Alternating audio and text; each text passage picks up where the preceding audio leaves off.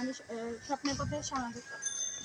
আমি এখানে আসছি আমি একটা জন্য একটা লোকেশন দিয়েছে, যেই জায়গার মধ্যে আপনার খুব ভয়ঙ্কর একটা জায়গা আছে, যেই জায়গার মধ্যে আপনার অনেক কিছুই দেখা যায়, অলৌকিকভাবে অনেকে অনেক কিছু দেখেছে। তো আমি আসলে ওই লোকেশন মতোই আমি এখানে আসছি।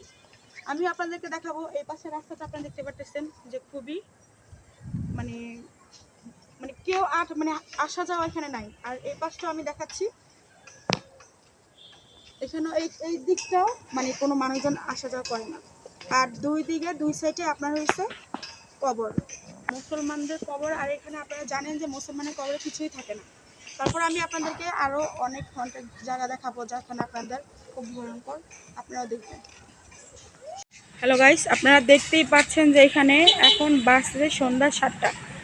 আমি এখন এখানে যে আসছি দেখবেন, আমি আপনাদেরকে দেখাবো যে এখানে রাস্তার মধ্যে অনেকে বের হয় না, কিন্তু গাড়ি ঘোড়া চললেও কেউ সন্ধ্যার পরে ঘর থেকে বের হতে চায় না। আমি আপনাদেরকে দেখানোর চেষ্টা করতেছি। দূর দূরান্ত থেকে আপনার এই জায়গাটা মানে যেমন এখানে মানে দেখা যায় না। এখানে দেখেন ময়লার ডাস্টবিন, যেমন আপনার সম্পূর্ণই দেখবেন এখানে। আমি আপনাদেরকে দেখাচ্ছি গাইস, দেখেন আপনারা, কিন্তু এখানে আসলে কোনো কিছুই দেখা যায় না। দেখেন ওইখানে কিন্তু সামনে কিন্তু একটা কবরস্থান। আর জায়গাগুলোই কেমন আমি আপনাদেরকে দেখাচ্ছি। এটা কিন্তু একটা মাদ্রাসা, ঠিক আছে? এটা কিন্তু আপনার কিন্তু পরিত্যক্ত একটা মাদ্রাসা। এই মাদ্রাসার লোকেশনটাও আমাদেরকে দিয়েছে, তার বলে আমরা এখানে আসছি, ঠিক আছে? আমি আপনাদেরকে দেখানোর চেষ্টা করতেছি। হ্যাঁ গাইস, এখানে হচ্ছে আপনার পশ্চিম পাড়া যে কবরস্থানটা, সেই কবরস্থানের এখানে আমি যাচ্ছি। আর আপনাদেরকে আমি লোকেশনটা দেখাই দিচ্ছি যে এখানে কবরস্থানটা আপনার কাছেই আছে। আপনারা দেখতেই পাচ্ছেন যে আমি কবরস্থানের এখানেই যাচ্ছি। এটা হয়েছে আপনার কবরস্থান, এই তো। এটা হয়েছে একটা পরিত্যক্ত মাদ্রাসা। আমি দেখাচ্ছি আপনাদেরকে, দেখেন গাইস, এটা হচ্ছে একটা মাদ্রাসা আর এটা পরিত্যক্ত।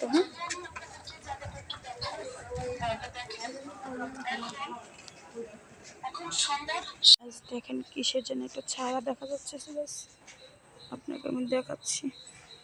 আপনারা দেখতেই পাচ্ছেন আমি যেন কি দেখতে পাচ্ছি এখানে, কিন্তু আসলে এটা কি, ও আমার সামনে আসতেছে গাইস। দেখেন আপনারা, আমি তো অনেক ভয় পাইতেছি গাইস। কিন্তু আপনি দেখেন এখানে এত সুন্দর বাড়ি করে রেখেছে, কিন্তু আসলে এখানে সুন্দর সুন্দর বাড়িগুলো করে রাখার পরেও মানুষজন এখানে কেউ থাকে না। আপনারা দেখতেই পাচ্ছেন গাইস, কি সুন্দর করে ছাদ দেওয়া হয়েছে। আপনারা একটু দেখেন, পরিত্যক্ত বাড়ি হয়ে গেছে এখানে। আমি আপনাদেরকে দেখা, সচরাচর এখানে মানুষজন দেখাই যায় না। দেখেন এত সুন্দর করে বাড়ি করছে। আর আমি আপনাদেরকে দেখাচ্ছি এখানে সব পরিত্যক্ত বাড়িগুলোই। জায়গাটা আপনারা একটু দেখেন গাইস প্লিজ। খুবই রাস্তাটা খুবই ভয়ঙ্কর আর খুবই মানে অন্ধকার একটা রাস্তা। আমি দেখাচ্ছি আপনাদের, দেখেন। এই কুকুরটা গাইছে আমার পিছনে অনেকক্ষণ ধরে হাঁটতেছে, কিন্তু আমার পিছু ছাড়তেছে না। আপনারা দেখতেই পাচ্ছেন, কেন জানি দুইটা কুকুর এখানে আর একটা বিড়াল আছে, এগুলো মানে পিছাই ছাড়তেছে না, এমন একটা অবস্থা। যেমন একটা নীরব একটা রাস্তা। দেখেন এখানে অনেক মানে খুব আমার নিজেরও ভয় লাগছে। আপনারা দেখতেই পাচ্ছেন কুকুরগুলো খুব দেখতে একটু অদ্ভুতই লাগতেছে আমার কাছে।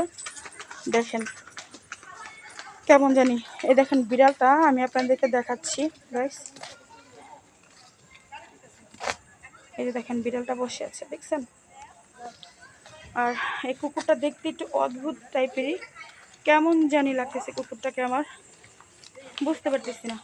আর আপনারা দেখেন গাইস যে খুব মানে বাড়িগুলোই দেখেন, কত সুন্দর সুন্দর বাড়িগুলোই, কিন্তু কেউই থাকে না এখানে, কিন্তু পরিত্যক্ত বাড়ি হয়ে গেছে। আপনি দেখেন গাইস, আমরা ওখানে যখন আমরা ভিডিও করতেছিলাম, কিন্তু ওইখানে আমাদের সামনে যেন কি যেন আমরা দেখতে পাচ্ছিলাম। তারপর আমরা ওইখান থেকে আমরা চলে আসছি। আমাদের ক্যামেরার মানে মোবাইলের ক্যামেরাটা কাজ করতেছিল না।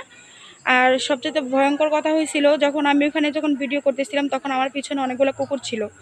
কুকুরগুলো আমার পিছেই ছাড়তেছিল না, ঠিক আছে? তারপর আমি কী করলাম, কুকুরগুলোর একটু ভিডিও করলাম। তারপর আমরা এখানে রুটি খাওয়া হয়েছি, তারপর দেখা গেছে ওরা তারপর আমাদের পিছু ছাড়ে নাই।